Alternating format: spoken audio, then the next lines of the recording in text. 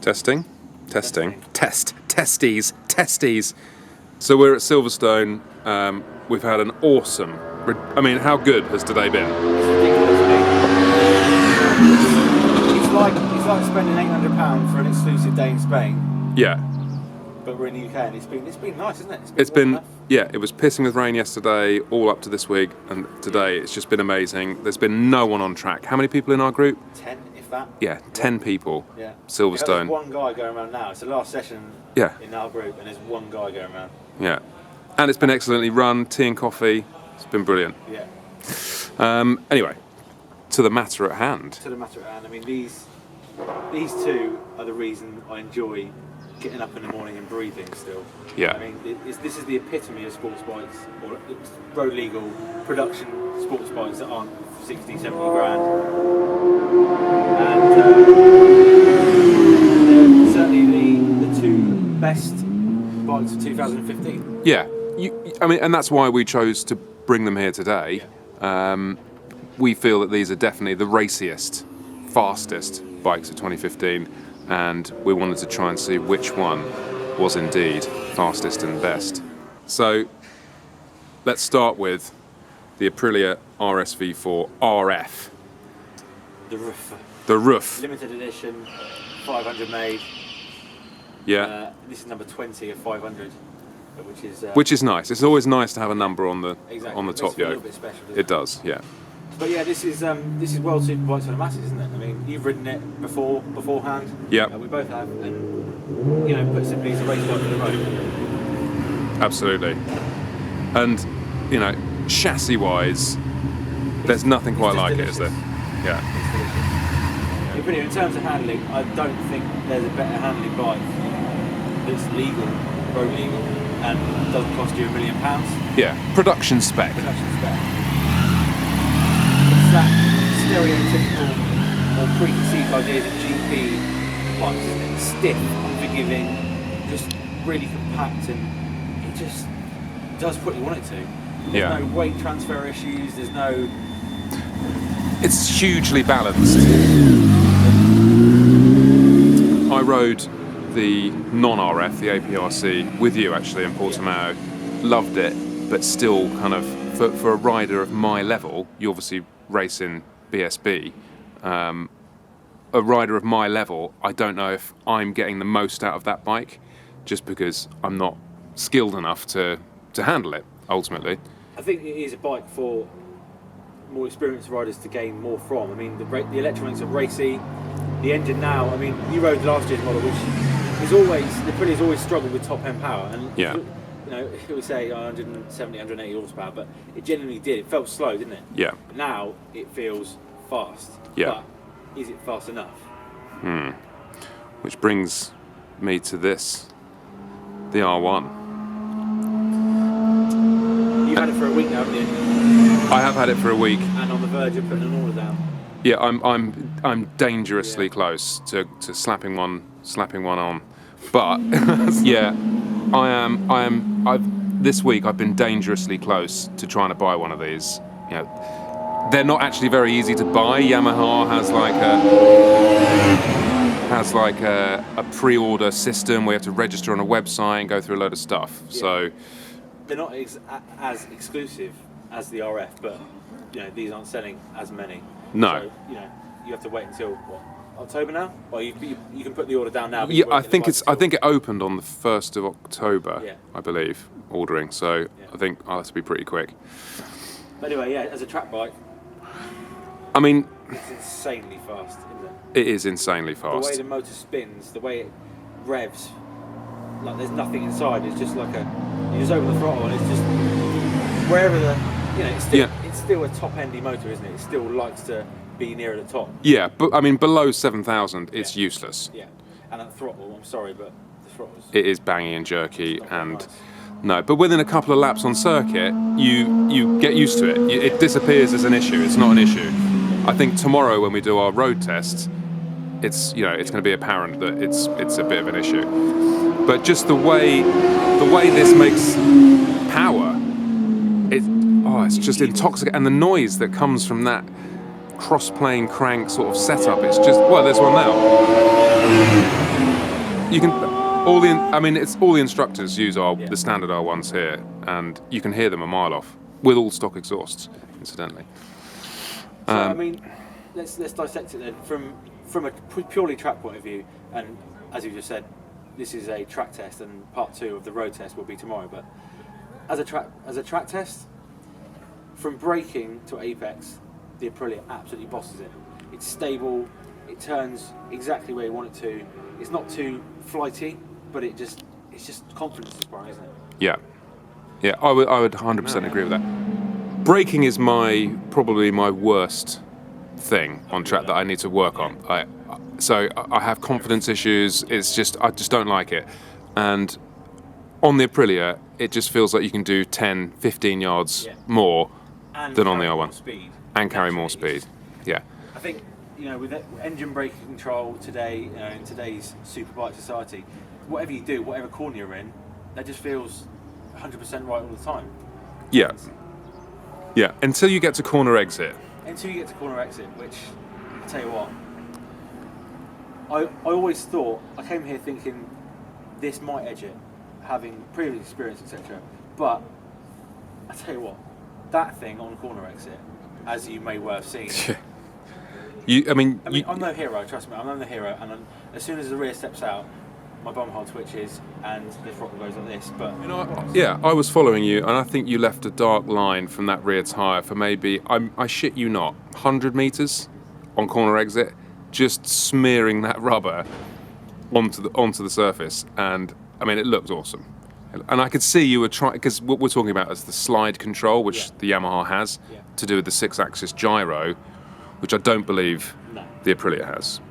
no. And the result is just literally, you can be mid-corner and just spank it open, just wang it out, just wang the donger on. Yeah. And it tidies it up so beautifully. It lets you slide, doesn't it? So this 6-axis gyro thingamabob lets the rear wheel slide to a certain point and goes, that's enough, backs it in. So you can still spin the tyre with traction control down. Yeah. So you can still spin it and it will just get to a certain point. Yeah. It's like if you're into aircraft, it's like it's a yaw setting. Yes. So the bike knows that you're going the right speed at the right angle to apply the right power. It's like when you're drifting a car sometimes, because if you're getting close to the, running wide, you can almost apply power and it will bring you back into the corner. Yeah. Did you notice that? Yeah. So you can actually use the power to power slide to actually tighten your line. Yeah. Which was, especially for a rider like me, that was ridiculously good. Yeah. And, the fact that I always have an issue with tyres and going all track days, tyres running out.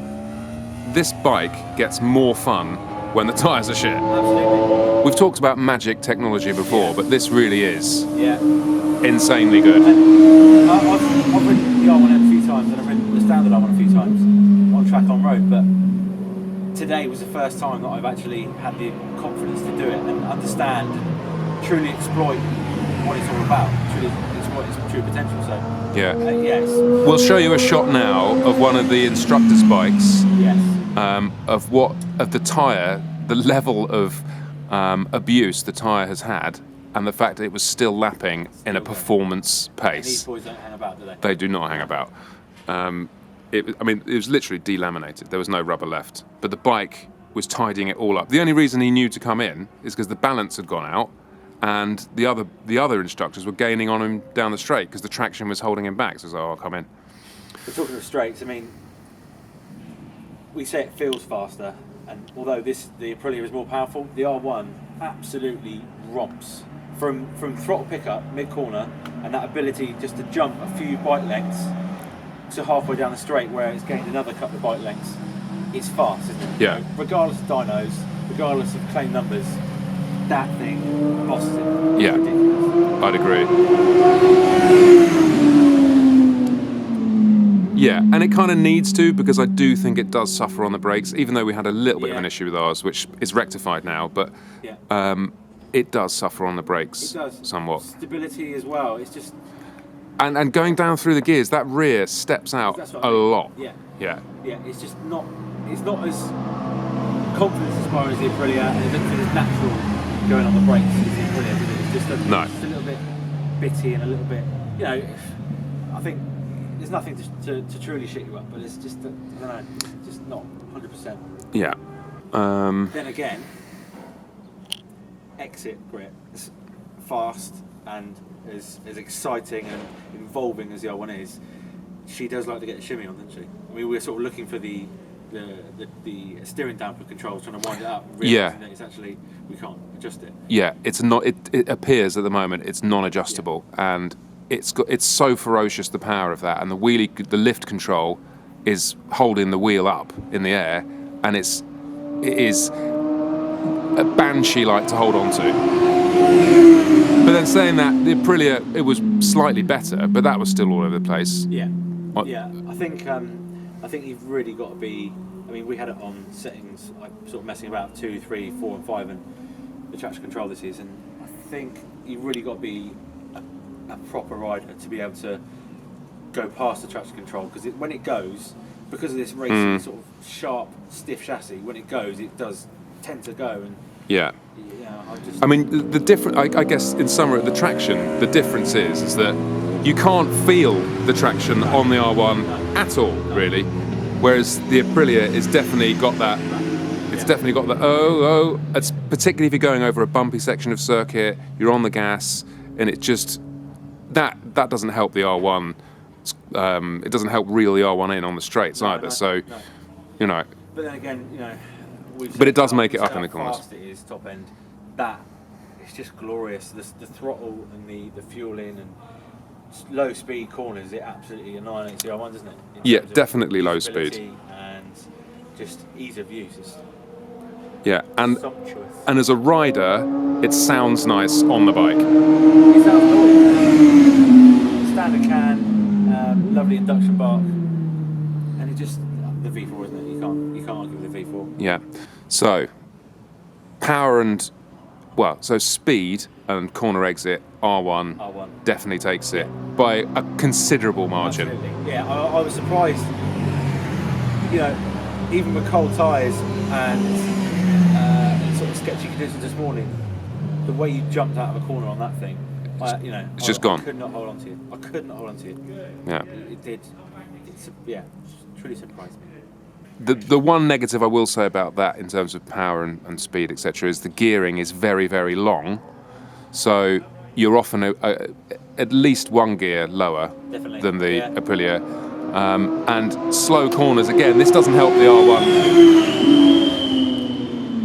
It doesn't help the R1's cause for slow corner speed, because the gearing is just wrong. Yeah. But as soon as you go through first, you're banging through gears so quickly that if you did change the gearing, I don't know where it's going to get you, because it's literally just chomps through gears, like bang, bang, bang, bang. It feels like the wheel's spinning, doesn't it? It just goes. Yeah. Well, we'll be able to see from the data logging that it is considerably. Yeah. Well, it's another feature. Data logger built in. Data bogger. Data bogger. Right. So this is the bit where I'm going to ask you, Alistair Fagan.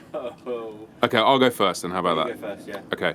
So if we're going to talk about which one I would prefer to have and own as a track bike, and which one I think performed best today, it's got to be the R1. I really did like the RSV4, and this morning when I first rocked up, I was thinking, I don't know, it's going to be very, very close. But as the days progressed, and the more fun and the more used to just that, it's the slide control on that Yamaha, which makes even a kind of bad rubbish tyre, end of the track session, I just feel so safe on it, actually. And absolutely, and you almost want every corner, you want to do it. So the person behind goes, look at this legend. And I just,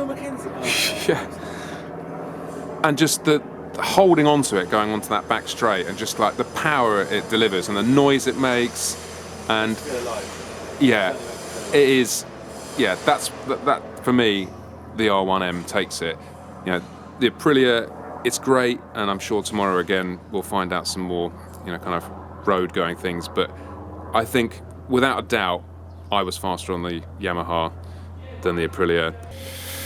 For me, Yami. So I really don't know. I mean, you've voted the RSV4 the best sports bikes of the year for the last what? Yeah, 4 years. 4 years? Yeah, because it has been, and nothing has come close to its general package. I mean, it is, as I said, it's superbike for the masses. You know, you just jump on this. You don't have to do anything to it. Maybe put some road fairings on it. Some track fairings on it if you're going to keep it as a track day bike.